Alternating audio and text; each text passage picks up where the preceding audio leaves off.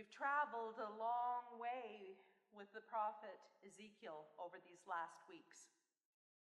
We've had an insider's view of what God's purpose was behind the prophet's seemingly bizarre symbolic acts.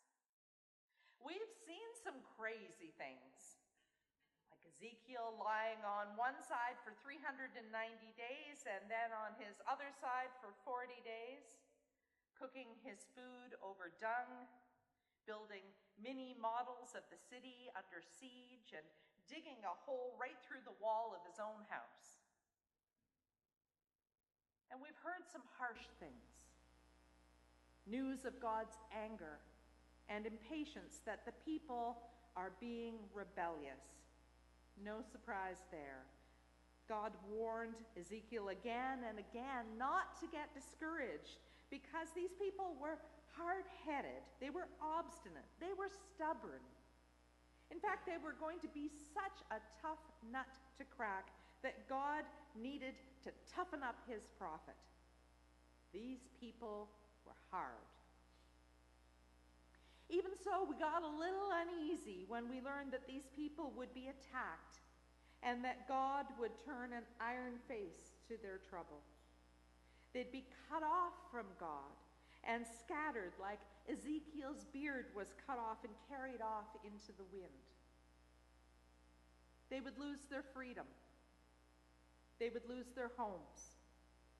But the greatest tragedy of all was that they would lose what they loved the very best, the temple in Jerusalem. It would be destroyed, and with it would go their identity as a nation and as God's chosen people. It was all bad news.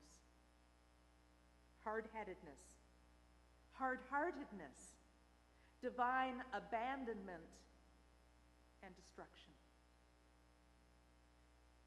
Today we join Ezekiel as he stands in the middle of the Holy Land's own Death Valley. And we can't help but feel that we've been heading here all along. This is a dry, dead place littered with countless corpses of a long ago battle. Human and animal scavengers have long since stripped each of the dead of every possession that they once owned. Their clothes, their weapons, their flesh, and even their names. We don't know who these soldiers belonged to or even what battle had happened in this place. All that was left was a field of bleached bones. While there was no gore remaining, I believe any of us would find it tremendously disturbing to wade about knee-deep in human skeletal remains. I can't help but conjure up pictures of modern sites of ethnic cleansing, like the killing fields of the Khmer Rouge in Cambodia, where 20,000 lie in a mass grave. It's the stuff of nightmares. I wonder if standing in the middle of the scene of slaughter, the prophet prayed the familiar words, "Yea, though I walk through the valley of the shadow of death, I will not fear. I'll fear no evil, for thou art with me." If ever there was need for the comfort of God's presence, it was here. But it looked like God had abandoned these dead long ago. Was this a sign of Israel's end? Was this a prophecy that the covenant between God and God's people was truly and forever broken? Was all hope for an eventual return home to Jerusalem absolutely, undeniably dead? It appeared so. But the Lord was going to show that their God was with them still. For then something remarkable happened. The Lord asked Ezekiel if he thought there was any hope, that there was any life left in these bony skeletons in front of him. Now, if we had been asked, we would have certainly said, "No way, not a chance." But Ezekiel had gotten to know the Lord Almighty pretty well over this time. And he astutely answered, "Sovereign Lord, You alone know. Then God told Ezekiel, prophesy to these bones and say to them, dry bones, hear the word of the Lord. This is what the sovereign Lord says to these bones. I will make breath enter you, and you will come to life.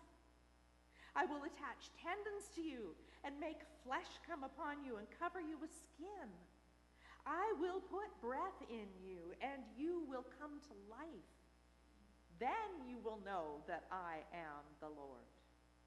So Ezekiel prophesied as he was commanded, and as he was prophesying, we read that there was a noise, a rattling sound, and all those bones came back together again, bone to bone. And he looked, and tendons and flesh appeared on those bones, and skin covered them, but still there was no breath in them. Then God told Ezekiel, prophesy to the breath. Prophesy, Son of Man, and say to it, this is what the sovereign Lord says. Come, breath, from the four winds and breathe into the slain, that they may live. So he prophesied as God commanded him, and a breath entered them. They came alive and stood on their feet, a vast army. Now, I won't blame you if your mind immediately goes to a scene from The Walking Dead, or maybe from that book of Stephen King's Pet Sematary, where the resurrected creatures are not quite right thereafter. I went there too. But I need us to get together and go beyond this current cultural fixation on zombies and the undead, because what's going on here is something completely different. God does not bring life in half measures. God heals and saves and does not make mistakes. So these now living, breathing creatures, we will know that they are restored entirely to life. God has brought life, real life, to Death Valley. And God tells Ezekiel that this is the future for Israel, life, not death.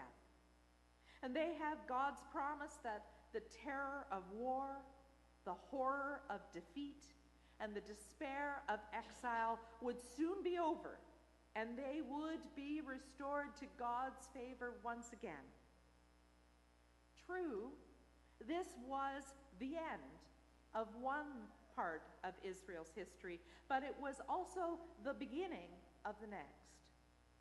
There, at the lowest place on earth, some 1,300 feet below sea level, Israel had hit rock bottom. And God says, there's nowhere to go but up, my friends. We may recognize that place, our own lowest spot in our own promised lands. Places of defeat, places of despair. We may recognize the bones around us as our own bones, or those of someone we love. We may feel dried up, used up, fed up. We may feel that there's no life in us anymore, that we've run out of the very air that we need to live. If you're feeling hopeless, if you're feeling useless, if you're feeling empty, do not despair, for nothing is too hard for God. Now, maybe you look better than a skeleton. Maybe you've been able to keep it together well enough that anyone looking at you would think that life is grand. But you know you're dying inside. That you feel that you're past saving. That it's a waste of breath to preach to your bones. That you may feel you're already dead. But do not despair. Nothing is too hard for God. Coming here today suggests that your heart may just be open to hearing some good news. Being here today means that you might be getting ready for a new spirit to be breathed into you, like holy CPR. You're wondering today if you're about to receive a transfusion of hope, if you're eligible for a heart transplant, because only God knows what's going on inside of you. You are worth saving, even if you feel like you've been on life support for a long, long time. Nothing is too hard for God. And when God speaks, things happen. The blind can see, the deaf can hear, the lame can walk, and hallelujah, the dead are raised. Amen. Resurrection can be terrifying. As the bones were being drawn back together, there was a terrible clattering as the reunion of limbs and tendons was being accomplished. It was noisy, it was chaotic, and you wanted to turn back, and then it was done. Anyone who's had surgery or a bad break knows that healing is painful. It aches and pulls, and it takes every bit of your energy to return to life. You may walk with a limp for a long time. Anyone who's undergone chemo or radiation for cancer knows that the agony of the cure can leave you wondering if it's really worth it. There's suffering on that road to recovery. Anyone who has lost someone that they love with all of their heart knows that the healing from the grief of a broken heart is a process that can take a lifetime. When you feel dead already, you're rather numb to pain and sorrow. And it may not be the life you imagined, but it may be strangely comforting being disconnected from everything you once cared passionately about. Because nothing can hurt you when you're dead. But living is another story. Living almost guarantees that you will be hurt. Loving assures it.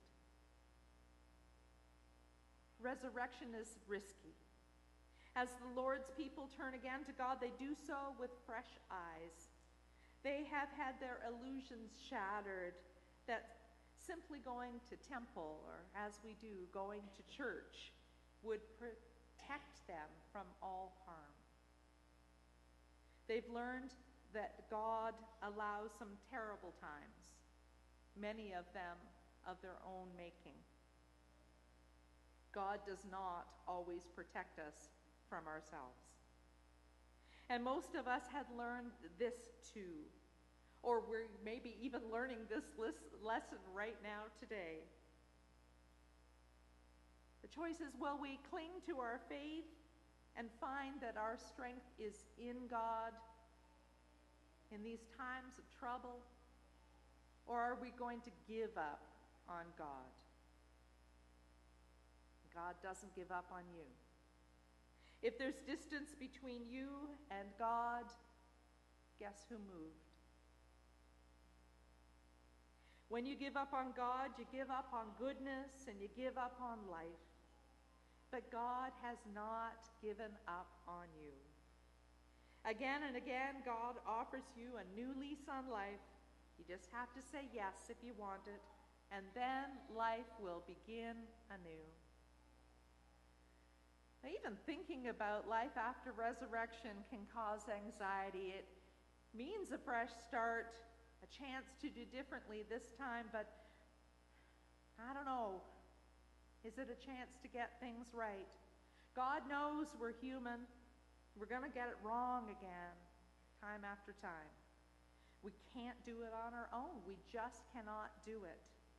We've tried and we failed, tried and failed, and tried and failed again. We might wonder how this could be any different this time.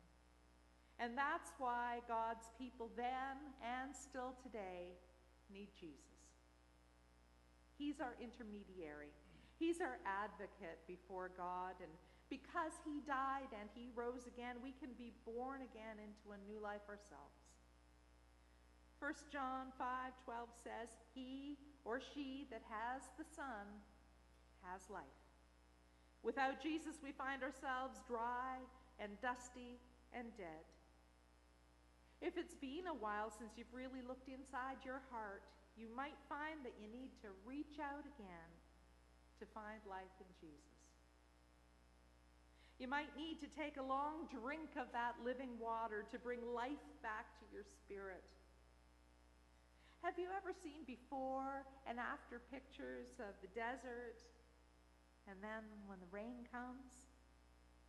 What was dry and dead and lifeless suddenly blooms with a riot of flowers and colors that were there all along, but they were just waiting for the blessing of the water of life. But now, standing knee-deep in the rubble of the catastrophe of loss and defeat and regret that lies gathering dust inside of you or inside of someone you love, those blooms in the desert may seem as distant as a dream. Can these dry bones yet live, you wonder? Only God knows.